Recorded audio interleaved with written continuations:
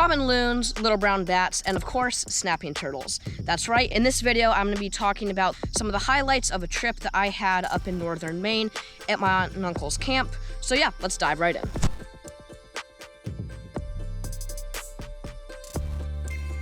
So very recently, I went up to my aunt and uncle's camp, way up at the top of Maine. It's this really pretty lake and everything.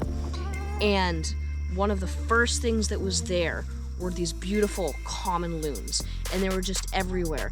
And that night, my dad and I went out sailing, and as it was getting dark, we started seeing loons here and there. And then all of a sudden, they just started singing their absolutely beautiful songs.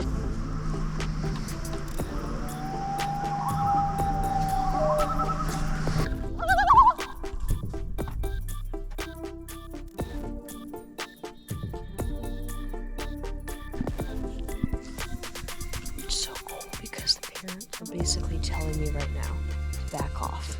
That call that they were just doing is basically them saying back off, stay away from our chicks. That's exactly what I'm gonna do, but that is really, really cool. It literally sounds like ghosts. And a really cool fact about loons is that their feet are so far back on their body that they cannot walk normally. They have to push themselves on their stomachs in order to get places.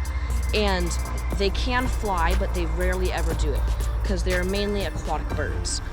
So yeah, and then in the morning, when we woke up, we were getting ready to do some fishing, and then I walked into the patio, and then my cousin was like, oh my goodness, there's a bat. And look up on the screen, and there's this little brown bat flying all around. It was absolutely amazing. So little brown bats are critically endangered in Maine right now, so we wanted to be able to make sure that we got this outside the house without injuring it. So I grabbed one of the beach towels, and I waited for it to land, and I wrapped it up gently in the beach towel and was getting ready to take it outside. Then it started trying to bite into the beach towel, which is why I use the towel, because bats' teeth are extremely sharp. So anyway, it was trying to bite into the towel, so I was like trying to move my hands around so I wouldn't get bitten, and then it popped out of the towel, started flying around and everything. I was like, well, I guess that we could try to use a net, but I hadn't necessarily wanted to use a net so we wouldn't injure it. So I opened up the screen door to see if I could grab the net, and it just flew right out the screen door. I was like, oh, none of us even thought about opening the door to let it out. So yeah, it was kind of funny, but it was an absolutely awesome experience. But later that morning, we were doing some fishing. And this is why you clicked on the thumbnail, to find out. And anyway, so I was getting my pole all rigged up because we were having some bass that were coming in and chasing our lures. And all of a sudden, I hear my brother yell, snapping turtle, snapping turtle. So I run, grab my GoPro, charging to the dock, get on the dock. I see it swimming off. I was like, oh shoot, it's gonna get away. So I jumped in the water without even thinking, and then realized, oh dang it, I don't have a mask. I can't see anything. I have no idea where the snapping turtle is, and I'm not even wearing shoes. And common snapping turtles are the largest freshwater turtle that we have in Maine. And for those of you who don't know, they will literally bite your fingers or toes off. They have extremely powerful beak and mouth, and yeah, so they're a little bit dangerous. So anyway, I jumped in and was looking around, realized I couldn't see the turtle.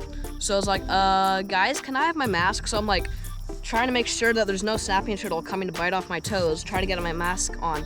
And I get on my mask and I dive down, and I'm not seeing it, so I'm starting to swim around, and then I see it walking off. So I'm following it, and then I'm right above it, and I'm filming it and everything. And then as I'm following it, it turns around and then starts looking at me. It's like, and then that's where it clicked in my brain. Oh, right, these things will take my finger off. So I started backing up, kind of took a step towards me. I was like, okay, bye-bye. So anyway, it was an absolutely crazy experience, and then a little bit later I got on the paddleboard and was able to find it again. And we ended up putting some small sunfish and shiners that we had caught in front of it, and it would just immediately chomp and go grab it. It was absolutely crazy. It was a really cool experience. We had tons of great wildlife. That was only just the tip of the iceberg.